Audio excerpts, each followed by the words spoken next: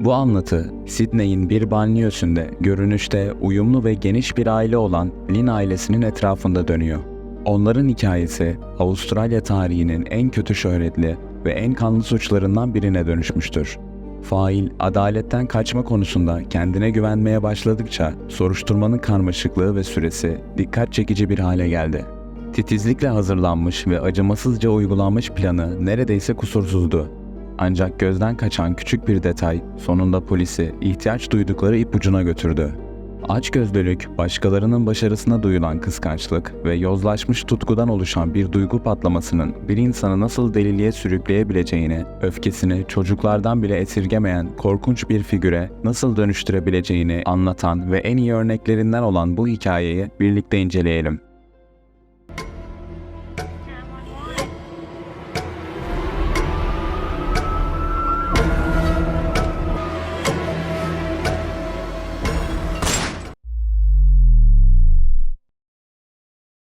Min Lin ve Yun Lily Lin'in aşk hikayesi 1980'lerin sonunda Avustralya'daki bir üniversitede okudukları yıllarda başladı.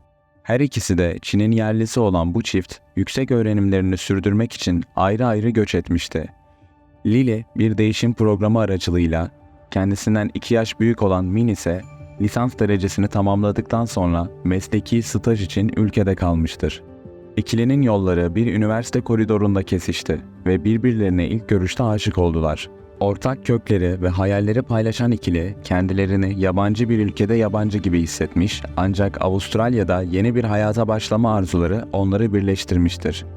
Mezun olduktan sonra evlenen çift, Sydney'in güzel ve sakin banliyosu North Epping'e yerleşti. Aşkları birbirlerine derinden bağlı ve büyük, sıkı sıkıya bağlı bir aileye dönüştü.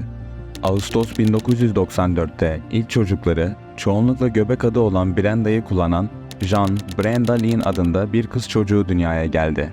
Oğulları Henry 1997'de, en küçükleri Terry ise 2000 yılında dünyaya geldi. 2000'li yıllara girerken Min ve Jun bir iş girişiminde bulunmaya karar vererek küçük bir gazete bayi açtılar. Gösterdikleri özveri bu mütevazi başlangıcı Rose Street'teki yayıncılık koluyla gelişen bir haber ajansına dönüştü. Lynn ailesinin işleri gelişti ve geniş bir ev, lüks bir araba ve çocukları için prestijli özel okullarla rahat bir yaşam tarzının tadını çıkarmalarını sağladı. Min iş işlerine odaklanırken Jun kendini ev işlerine ve çocuklarını yetiştirmeye adadı. Lynn ailesi yaşadıkları toplumda çalışkanlıkları, nezaketleri ve hayırseverlikleriyle tanınıyorlardı. Örnek ve şefkatli ebeveynler olarak biliniyorlardı ve bilinene göre hiçbir zaman tartışmaya girmemişlerdi. En büyükleri Brenda, göze çarpan bir güzelliğe ve hayvanlar için şefkatli bir kalbe sahip mükemmel bir öğrenciydi. Oğulları Henry ve Terry, enerjik ve sporu seven kişilerdi. Futbol tutkusunu paylaşıyorlardı. Kardeşler neredeyse birbirlerinden ayrılamayacak kadar yakın bir bağ sahipti. Lynn ailesi Avustralya'ya yerleştikçe ve maddi refahları arttıkça Çin'den akrabalarını ziyarete, yaşamaya ve hatta kalıcı olarak kalmaya davet etmeye başladılar. 2000'li yılların başında Min'in ebeveynleri Kuzey Epping'e taşınan, yakınlarda yaşayan ve çocuklara yardım eden ilk kişiler oldu. Min'in babası da hafta sonları gazete bayisinde çalışıyordu. Birkaç yıl sonra Yun'un ebeveynleri de Sydney'in banliyösüne taşındı ve Min ile Yun onlara küçük bir ev satın aldı. Yun'un kız kardeşi Irene, Lynn'lerle birlikte yaşamaya başladı ve ev işlerine ve çocuklara yardımcı oldu. Bu sırada Lynn ailesinin işi önemli bir gelir getiriyordu. Yıllık 1 milyon dolara yaklaştığı bildiriliyordu. Girişimleri sadece bir dükkan ya da yayın evi değildi. İnsanların kahve eşliğinde haberleri okumak ve tartışmak için toplandıkları yerel bir merkez haline gelmişti. 2007 yılının sonlarına doğru Min Lin, küçük kız kardeşi Katie Lin ve kocası Liang Min Robert Z de Avustralya'ya taşındı. Sydney'in hareketli şehrinde daha iyi fırsatlar arıyorlardı. Daha önce Avustralya'daki akrabalarını ziyaret etmişler ve kısa bir süre Melbourne'da yaşamışlar. Ancak Çin'e geri dönmüşlerdi. Bu kez Avustralya'ya kalıcı olarak yerleşmeye kararlıydılar. Çin'de başarılı bir KBB doktoru olan Robert, kariyerini değiştirmeye ve girişimciliği denemeye karar verdi. Etsy'ler tüm birikimlerini yatırarak Sydney'de kendi restoranlarını açtılar. Ancak işletme zorlandı ve kısa bir süre sonra kapandı.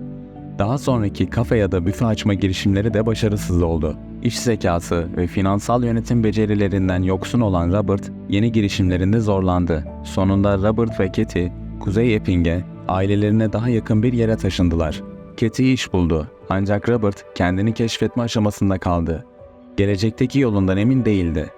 Lynn ve Z aileleri sadece akrabalık bağlarıyla değil, aynı zamanda güçlü dostluk bağlarıyla da birbirlerine bağlıydı.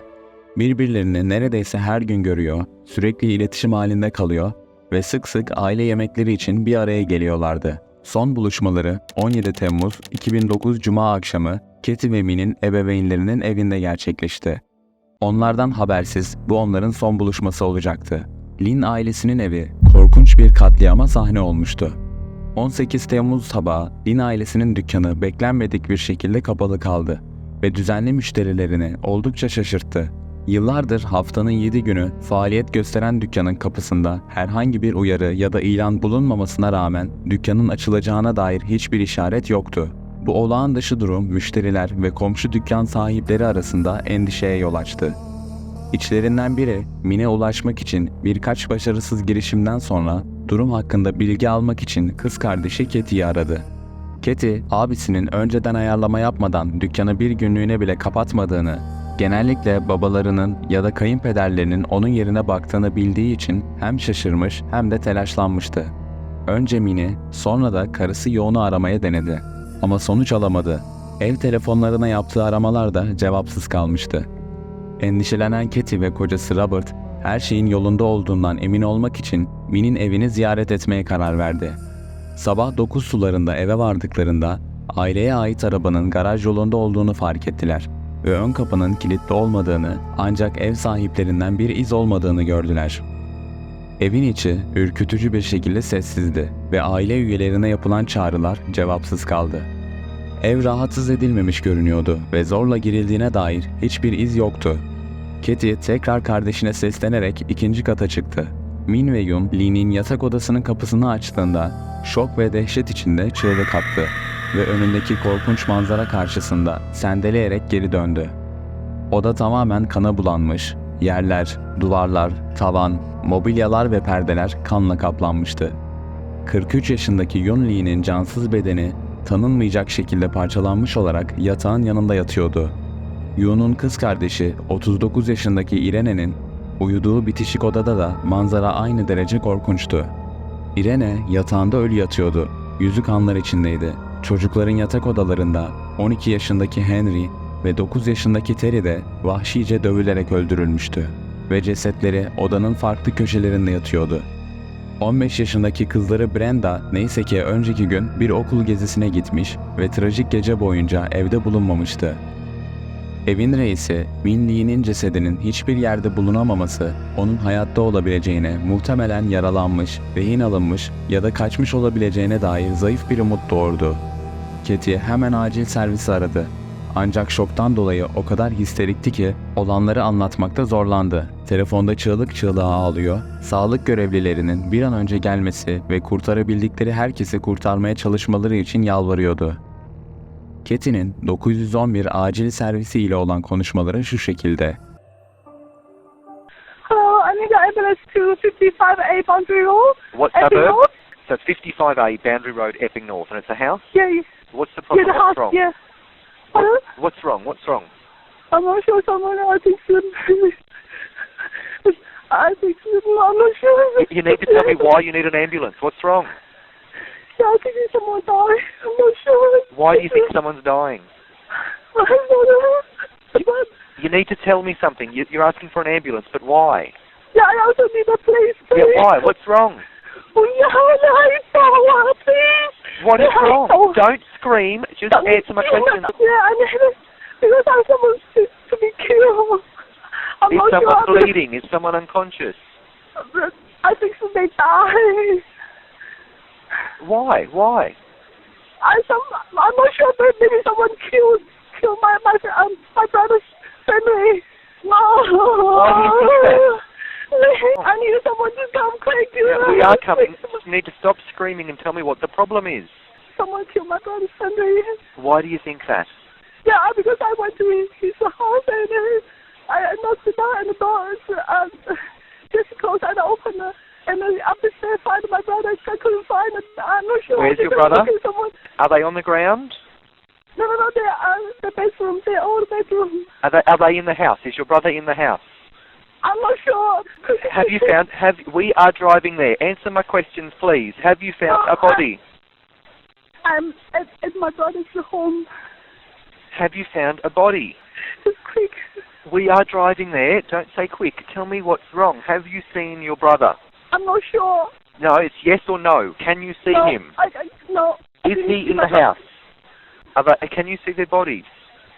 Yeah, I saw. İlk müdahale ekipleri tüm kurbanların öldüğünü ancak katliam mahallinde doğrulayabildi. Ertesi sabah Kathy'nin acil servisi çılgınca aramasının ardından Robert olay yerinden yaklaşık 10 kilometre uzakta yaşayan Lynn ailesini almaya gitti. Polis ve sağlık görevlileri dakikalar içinde olay yerine ulaştı ve karşılaştıkları manzara o güne kadar tanık oldukları en korkunç suç mahallerinden biri olarak nitelendirildi. Ne yazık ki Lynn ailesinin herhangi bir üyesi için artık çok geçti. Her biri çekiç benzeri ağır bir cisimle kafalarına aldıkları çok sayıda darbeyle öldürülmüştü. Ancak ölümcül silahın hiçbir yerde bulunamaması, araştırmacıların failin silahı yanında götürdüğü sonucuna varmasına yol açtı. Minley'nin cesedi sonunda kendi yatak odasında kanlı bir battaniye ile örtülü olarak bulundu. Ailesi gibi o da benzer bir şekilde dövülerek öldürülmüştü. İlk kurbanın kendisi olduğu, onu karısının, kız kardeşinin ve son olarak da 2 çocuğun izlediği anlaşıldı. Olay yerinde yapılan ilk incelemede önemli bir ipucu ya da delil bulunamamıştı. Öldürücü silahın bulunmaması ve değerli eşya ve paraya dokunulmamış olması, birincil hedefin soygundan ziyade Lynn ailesinin ortadan kaldırılması olduğunu gösterdi. Başlangıçta birden fazla saldırgandan şüphelenildi. Çünkü bir kişinin tek başına bu kadar fazla kişiyi alt etmesi mümkün görünmüyordu. Ancak kanıtlar çocukların uyanık olduğunu ve evdeki kan lekeleri ve sıçramalarından da anlaşılacağı üzere saldırı sırasında umutsuzca kaçmaya çalıştıklarını göstermişti. İlginç bir şekilde tüm yetişkin kurbanlarda kafa yaralanmalarının yanı sıra muhtemelen saldırı sırasında direnci en aza indirmek için boğulma belirtileri de görülmüştür. Her odada aynı kanlı ayakkabı izleri bulunmuş, benzersiz bir desen görülmüş ancak ayakkabının markası tespit edilememiş ve sadece boyutu belirlenebilmiştir. Yabancı parmak izine rastlanmadı. Bu da katil ya da katillerin eldiven giydiğini düşündürüyordu. Başlangıçta failin kimliği hakkında hiçbir ipucu veya teori yoktu. Çünkü aile, arkadaşlar ve komşular oy birliğiyle Lynn'lerin bilinen bir düşmanı olmadığını belirtti. 5 kişinin böylesine vahşi bir şekilde katledilmesinin nedeni belirsizliğini koruyordu. Saldırı saatinin 18 Temmuz gece yarısı ile sabaha karşı 3 arasında olduğu tespit edildi. Geniş Lynn ailesinin en büyüğü ve şu anda hayatta kalan tek kişi olan mirasçı ve vasisi Brenda Lynn, trajedi sırasında Yeni Kaledonya'da bir okul gezisindeydi. Korkunç olayı ilk olarak sosyal medya aracılığıyla öğrenmiş ve başlangıçta kendi ailesini de kapsadığına inanmayı reddetmiştir. Bir hata olduğunu ümit eden teyzesi Kathy kısa süre sonra onu aradı ve gözyaşları içinde korkunç haberi doğruladı. Brenda hızla Sydney'e geri döndü ve yeni vasileri Kathy ve Robert onu havaalanında karşıladı. Lynn ailesinin evi suç mahalli olarak mühürlendiği için Brenda onların yanına taşındı. Ertesi gün kederli Brenda sorgulanmak üzere polis merkezine getirildi. Ancak ailesinin düşmanı ya da kötü niyetli kimsesi olmadığı ve seyahatinden önce olağan dışı bir şey fark etmediği konusunda ısrar ederek yeni bir bilgi sunamadı. Ailesinin ölümünün ardından Brenda, mülk ve aile şirketi de dahil olmak üzere önemli bir servetin varisi oldu. Ancak reşit olmadığı ve hala okula gittiği için yasal vasileri olan Kathy teyze ve kocası Robert mirasın yönetiminden sorumluydu. Brenda'nın büyük anne ve büyük babası da desteklerini sundu. Ancak Kathy ve Robert onun birincil bakıcıları olmakta ısrar ettiler. Hatta Robert, yaşlı akrabaların bir gence bakmak için çok yaşlı olduklarını ileri sürerek velayet talep etmeleri halinde yasal işlem başlatmakla tehdit etti. Sonunda mesele dostane bir şekilde çözüldü ve Brenda teyzesi ve amcasıyla kaldı. Geçici olarak kapatılan Lynn's mağazası ve yayıncılık işi Brenda henüz ticari faaliyetleri devralmadığı için kısa süre sonra Z'lerin yönetimi altında yeniden açıldı. Robert ayrıca ailenin banka hesaplarını, birikimlerini, gayrimenkullerini ve diğer varlıklarını aktif olarak incelemeye başladı. Soruşturma ve teori uzmanları olay yerini defalarca inceledi. Her ayrıntıyı titizlikle belgeledi. Çabalarına rağmen somut bir ipucu ortaya çıkmadı. Katilin muhtemelen tek başına hareket ettiği ve eve sessizce girdiği sonucuna vardılar. Bu da ya kilitli olmayan bir kapı ya da failin bir anahtarı olduğunu gösteriyor. Katil 39,5 numara, belirgin, süslü sırt desenli bir ayakkabı giyiyordu. Bir çekiç olduğu düşünülen ölümcül silah evin içinde ya da çevresinde hiç bulunmadı. Katilin eldiven kullanması, geride parmak izi bırakmadığı ve yabancı DNA bulunmadığı ve evde sadece 5 kurbandan izler olduğu anlamına geliyordu. Tuhaf ve önemli bir ayrıntı, faillerin bulunduğu her bir yatak odasının kapı kollarında katilin kanlı eldivenlerinin dokunduğunu gösteren kan lekelerinin bulunmasıydı. Ancak Brenda'nın odasının kapı kolunda hiç kan izi yoktu. Bu da katilin Brenda'nın orada olmadığını bildiğini gösteriyor. Avustralya'nın en yüksek profilli davalarından biri olan bu trajik olay medyada geniş yer buldu. Somut bir kanıt ya da şüpheli bulunmadığı için çeşitli ihtimal dışı teoriler ortaya atıldı. Lynn'lerin ölümüne yol açtığı iddia edilen büyük servetleri hakkında söylentiler dolaşıyordu. Yanlış giden bir soygun ve hatta yerel Çin mafya klanlarının olaya karıştığına dair teoriler vardı. Bölgenin bir hırsızlık çetesiyle olan geçmişi göz önüne alındığında bu tür teoriler tamamen reddedilmedi. Lynn mağazası trajediden aylar önce saldırıya uğramıştı ve ailenin erkekleri ölümcül olaylardan bir hafta önce bir zırhlı araç soygununa tanık olmuştu. Suçluların maske takmasına ve adamların onları teşhis edememesine rağmen potansiyel bir tanık olarak ortadan kaldırılmış olabileceği tahmin ediliyordu. Aylar geçti ve soruşturma durdu. Teorilerin hiçbiri doğrulanmadı ve hiçbir şüpheli ortaya çıkmadı. Para ve değerli eşyalara dokunulmadığı ve katilin ev halkını ortadan kaldırmak gibi tek bir amacı olduğu görüldüğü için soygun teorisi sonunda devre dışı bırakıldı. Ayrıca ölümcül olayların yaşandığı gece evin elektriğinin kesilmiş olması da katilin elektrik panosunun yerini bildiğini gösteriyordu. Saldırganın zifiri karanlıkta eve aşina olması, daha önce orada bulunduklarını ve düzeni bildiklerini, hatta muhtemelen önceden bir anahtar aldıklarını düşündürmektedir.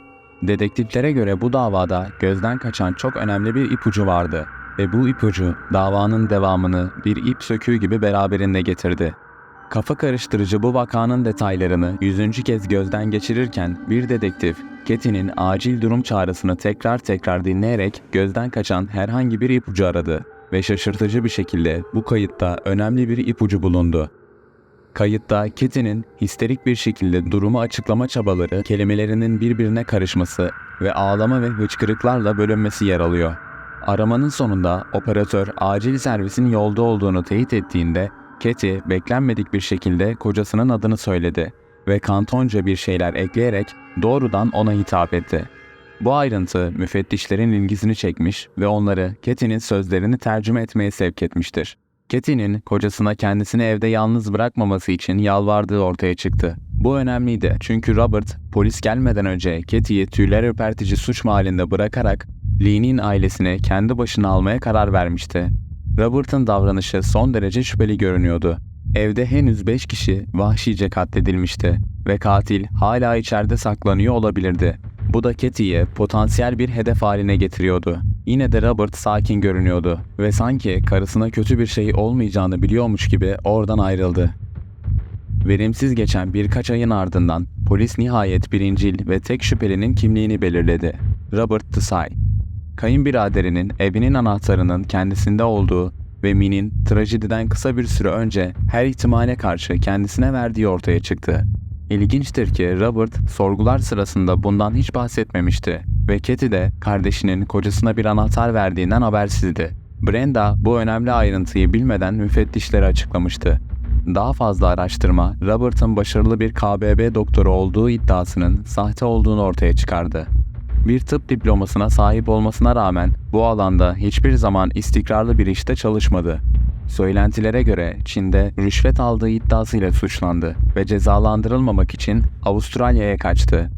Robert Avustralya'da kendini profesyonel olarak kanıtlayamadı ve son birikimlerini de başarısız iş girişimleri için harcamıştı. North Epping'e taşındıktan sonra karısının gelirine ve Katy'nin akrabalarından gelen ara sıra mali yardıma güvenerek esasen boşta kaldı. Brenda'nın vesayet belgeleri tamamlandıktan sonra Robert, Lynn ailesinin mirasına konmuş gibi hareket etti. İlk hamlesi yasal olarak merhumun adına olmasına rağmen Min'in onlar için satın aldığı evden Youn'un ailesini zorla çıkarmak oldu. Min ve Katy'nin ebeveynleri kendileri için satın alınan evde kaldılar. Bu gerçekleri ve koşulları göz önünde bulunduran müfettişler, Robert'ın karısının daha başarılı ve varlıklı akrabalarına karşı yoğun bir kıskançlık beslediğini ve onların mülklerini, paralarını ve kazançlı işlerini ele geçirmek için uzun süredir devam eden bir plan yaptığını teorize etti. Ailesine karşı işlenen suçun faili ile aynı çatı altında yaşamalarına rağmen Brenda ve Katy'nin acil bir tehlike altında oldukları düşünülmüyordu. Brenda, birlikte yaşadığı kişinin gerçek doğasından habersizken, Katy'nin ailenin mal varlığı üzerindeki kontrolünü sürdürmesi için Robert'a ihtiyacı vardı. Ancak polisler, Robert aleyhinde somut delil olmadığı için onu henüz tutuklayamadı. Soruşturma ekibi, Robert'ın suçluluğunu kanıtlamak için gereken delilleri toplamak umuduyla Z'nin evine birkaç gizli kamera yerleştirmek için izin aldı. Beklenenden daha kısa sürede gerçekleşen bu gelişme, Katy'nin bir sorgulama sırasında şüphelenmeden yaptığı bir ifşaatle başladı. Katy, kocasının belirli bir marka ayakkabıyı tercih ettiğinden bahsetti. Birkaç yıl önce Robert, sınırlı sayıda üretilen bir seriden özellikle beğendiği için 2 çift spor ayakkabı satın almıştı. Bir çifti eskidiği için atmıştı ama diğeri hala evlerindeki kutusunda özenle saklanıyordu. Robert'ın 39,5 numara ayakkabı giymesi dikkat çekiciydi.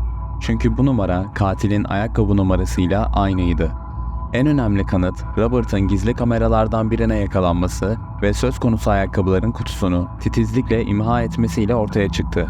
Bu görüntü, şüphelinin evinin aranması için izin alınmasını sağladı ve burada yeni bir çift 39,5 numara spor ayakkabı bulundu. Bu ayakkabıların sırt deseni olay yerinde bulunan izlerle eşleşti.